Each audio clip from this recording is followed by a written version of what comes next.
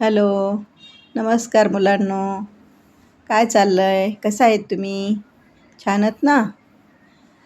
आपण दोन मांजरीची स्टोरी ऐकू. दोन मांजरी आणि एक माकड. एकदा काय झाले,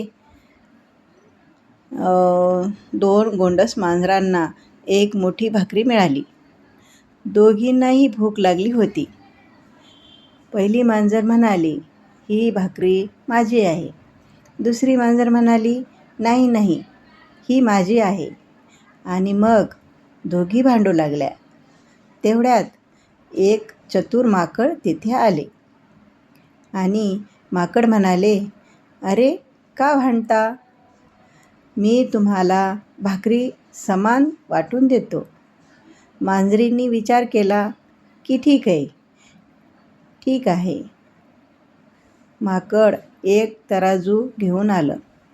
त्याने भाकरीचे 2 तुकडे केले, पण एक तुकडा मोठा झाला आणि एक तुकडा छोटा झाला.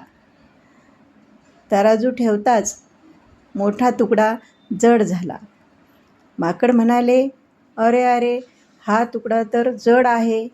आणि त्यातून थोडा तुकडा खाऊन टाकला. कोणी? माकडाने. आता दुसरा तुकडा जड झाला. म्हणून माकड काय म्हणतं, पुन्हा म्हणालं माकड की अरे अरे, जड झाला. आणि त्यातूनही थोडा तुकडा खाल्ला. असं करत करत माकड दोन्ही तुकड्यातून थोडं थोडं खात राहिलं. आणि पाहता पाहता पूर्ण भाकरीच माकड्याने खाऊन टाकली. दोन्ही मांजरी एकमेकीकडे बघू लागल्या. खूपच सारखं बघत होत्या.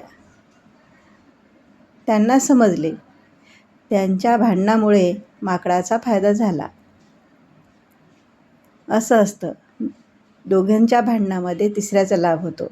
आपसातील भांडणांचा फायदा नेहमी तिसरा घेतो. म्हणून नेहमी मिळून मिसळून राहा, मिळून मिसळून खा आणि आनंदाने राहा.